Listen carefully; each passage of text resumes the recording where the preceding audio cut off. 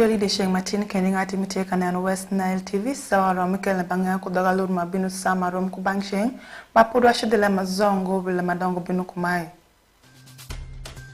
Minister Kadushu umiko kony padesk ipanyanga primary imoyo.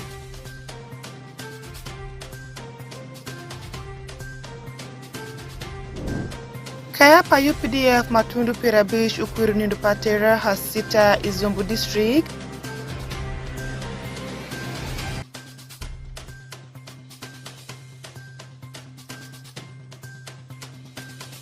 Mon pa UPDF dakabish koda shell uwayo town mira jumani.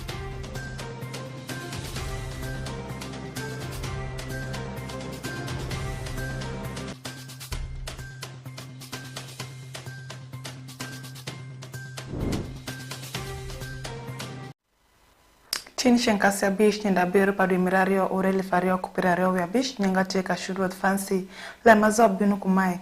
Minister Kadushu Joyce Morik muteka almanenu Willem Som mi primary otmoku shake omiko kony pa desk isukuru mi panyanga primary manwangere I district mi moyo lembenu uweko juponji jurunyodu mana wia mi sukuru weja kudanyonga madit PNH abishi konyugi ipek magibe kade isukuru ne okum Dominic ukelo lembe mazo.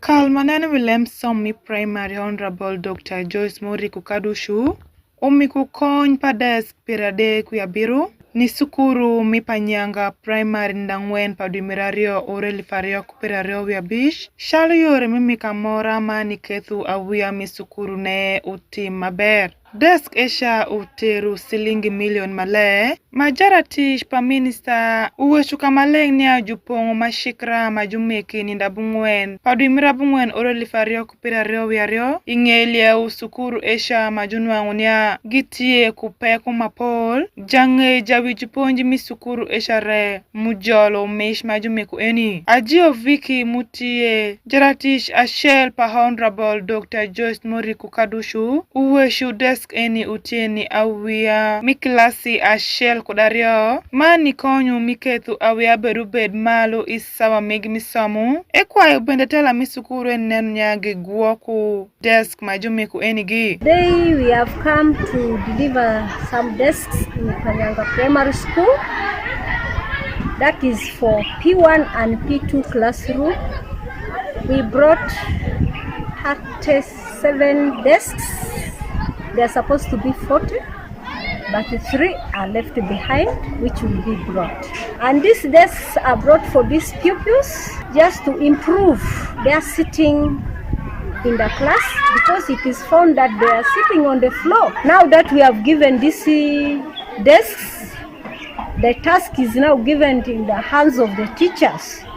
They must take care of these desks. They should keep them well. When you are given something, don't say that this is for minister. These are for our children.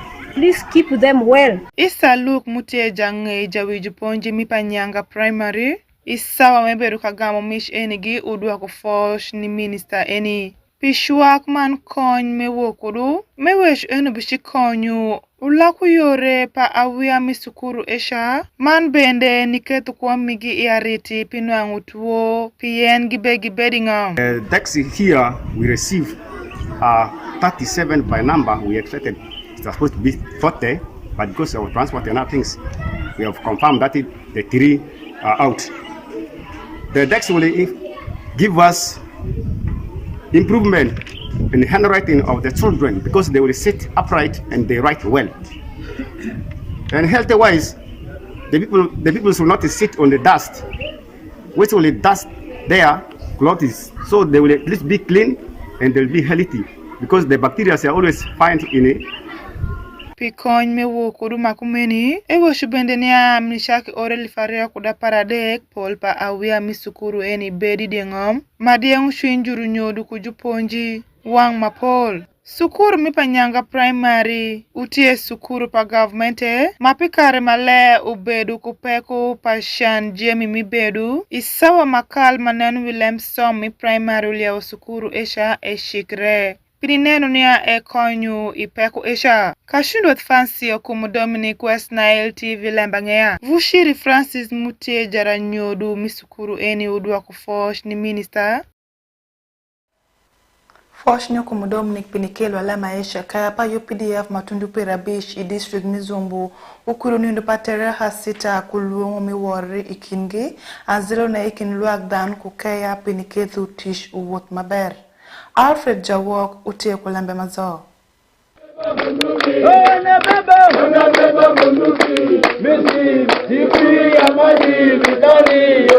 Chalo ng'ombe ni okwiru oro pira ng'wen pa tare sita mayop ne obedo igond adura mi masaka UPDF battalion mi pira bichu ya bero kumedo kumdano maeno ni kwiru nindu maeno isawa mi kwiru nindu ne maeno i battalion pira bichu ya bero pakayame ng'ombe ni i cultural center paida Festus Aikoboa RDC Mizumbu district Unyang'nia nindu majube kwire kubang oro ni pira tek ni dhana magikedo lweny pakaya pa UPDF manwaru tibu palwak dhano ni dikere ko Pan African Aikoboa kwayo bende Juma Shok Juma mego bende magikendo uniform pakaya yagibeni jampor maber mikuch ikindano.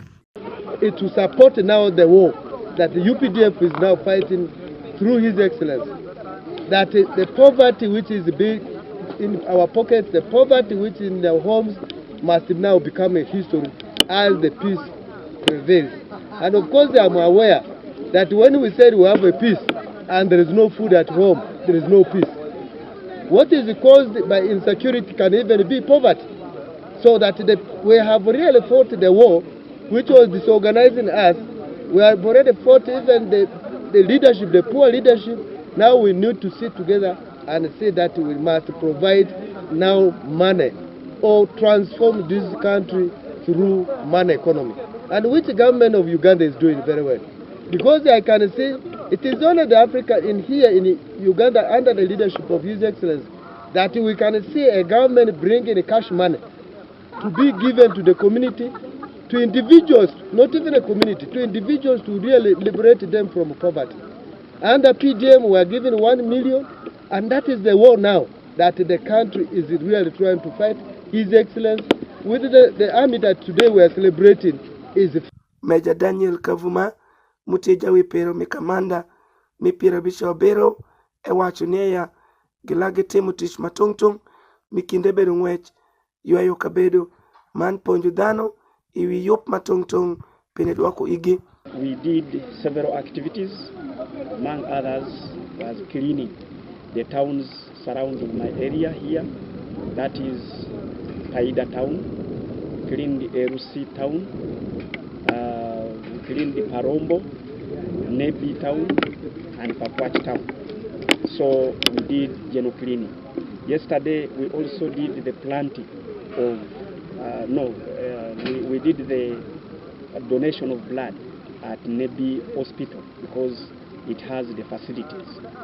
The planting of the trees, we have not been able to do that because the weather does not allow us to really have those trees in place because they will get spoiled. So we are guided by the strategic to leave them until when the rain season comes. Eka Innocent Onega Godfred, Town Mayor Mipaida, Town Council Unyang'nia, Kayapa UPDF, Kiberu Kanitemo Tich Mapol, Mikin Gegeru di klase, Mikubuku Mia Wiakwan, Man ke miopar maber, Niskuru Matungtung, Mutie Zombo District.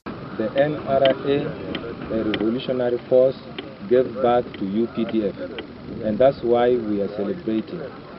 UPDF is a force you can rely on because they are professional. They are the force that defends the population, respect and value interests of the population. One thing I like about UPDF, they are disciplined.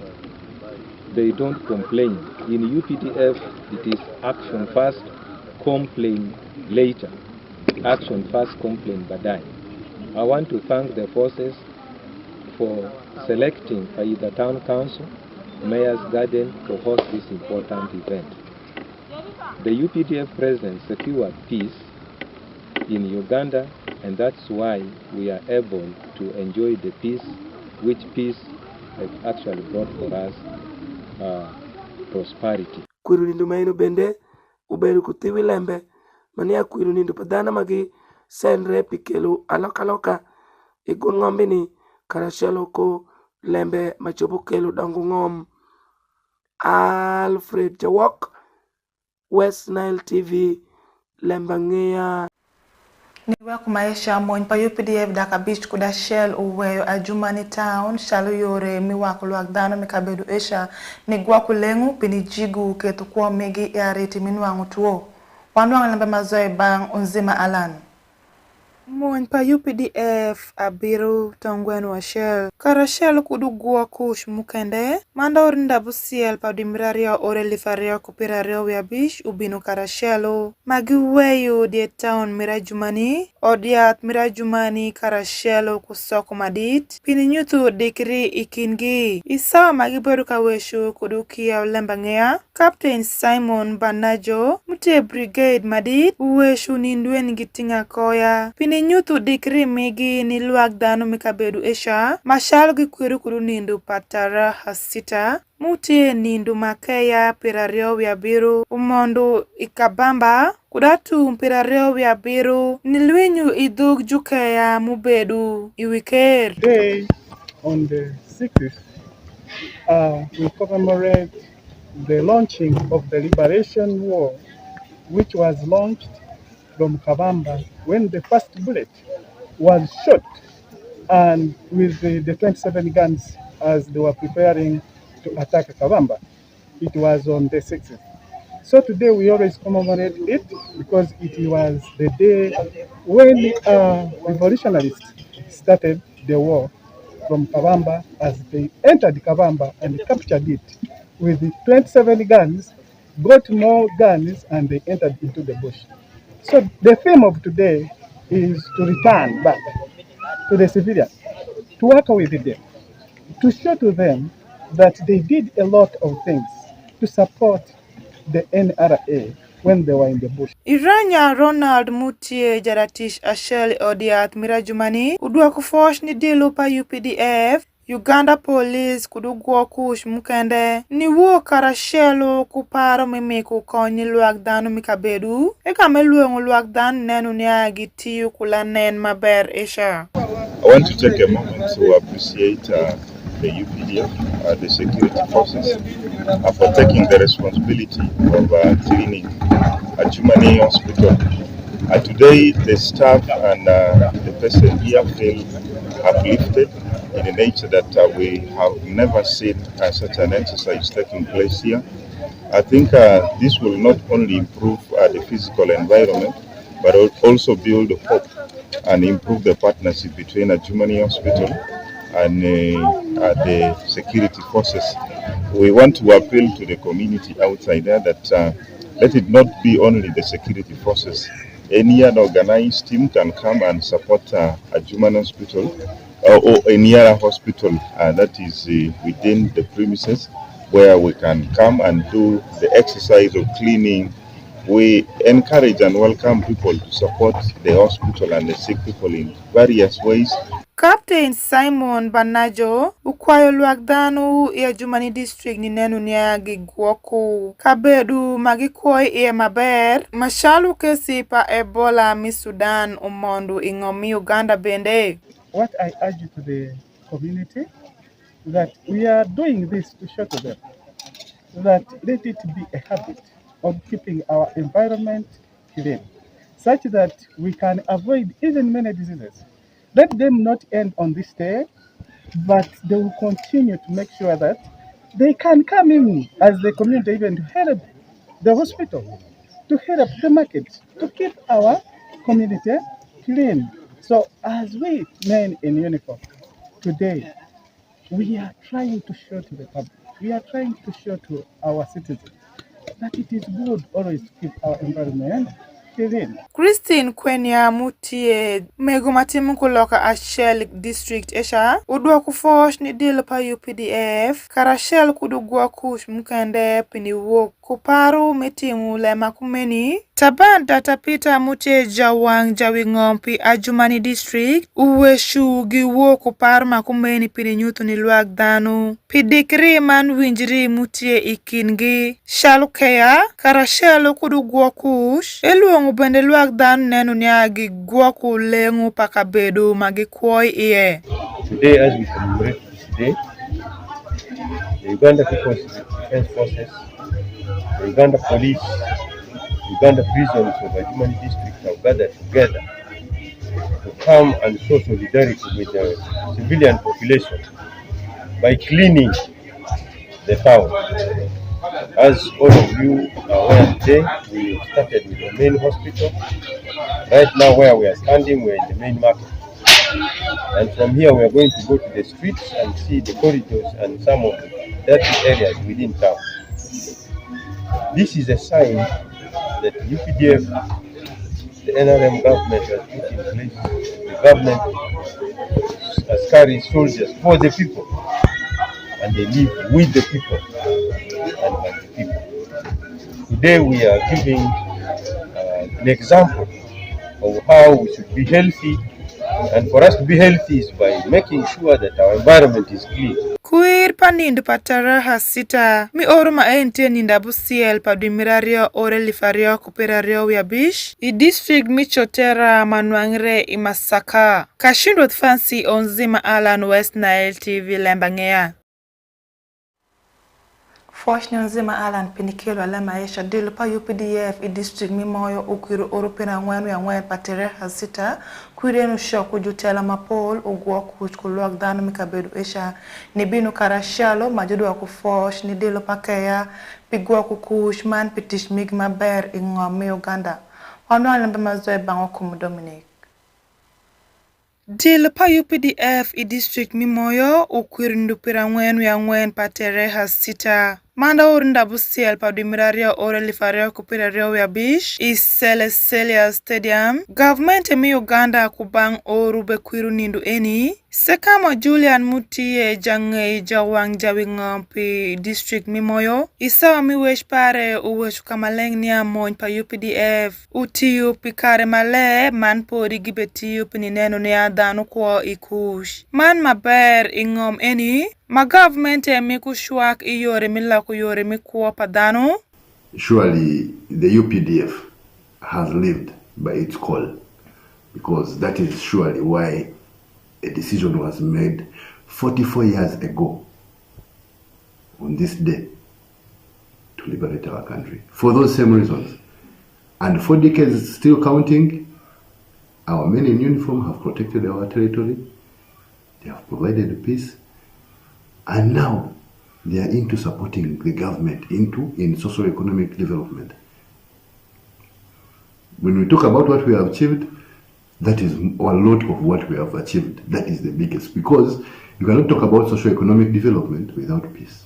Mawa Bashir Mutie Jakaya Mashon uweshu kamalengnya nindu eni utie nindu mapire tek pingomi Uganda mane weshu ietal pienjube miku mish nidanu manyano. Me, Karesita is a day to be celebrated based on our background, based on the history of this country, based on where this government picked the country from.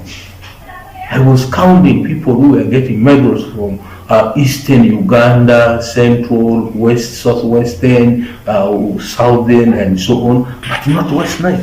If any member from West Nile got a medal, possibly 1 or 2, why? Is it because they do not participate in the liberation of Uganda? Is it because they don't participate in the political field? Is it because they don't oppose? For them, they are always there to say, we support this government because they understand where they came from and where they are going. Should it be that they should begin opposing government so that they are recognized in those other sectors? Ushenda vidwolta mute japonji misukuru wa Shell, man manenu widikri pi marongom, uweshu mon mubedu no kawoni dong wen gidakule, muketu kush utie maber ingom mi Uganda. But now from that small army, It has been developed and transformed into professional army. Today we have the engineering brigade. Today we have independent land forces. We have air force. We have soldiers who are doctors. We have soldiers who are teachers. We have soldiers who have also gone for international missions. We have soldiers who have also been trained for laws. So the soldiers today are working in, let me say, one time they went to Liberia, then in DR Congo, Central African Republic, Southern Sudan, in Somalia, others went to Equatorial Guinea. The whole world telling me, transform the NRA today into the professional army of Uganda People's Defense Forces. And that's why today, when we compare Uganda 40 years ago, almost 40 years ago, we are the most stable country in Africa. Nindu mitare hasita utie nindu majukwirie tish maber pamony pinikethu kush ubed maber ingomi Uganda mawit lem kwir mawangni utie dikri man mikri pinikethu dhano be kutwero migi man kuo migi lokre kashindwath fancy okumu Dominic West Nile TV Lemb Angeya.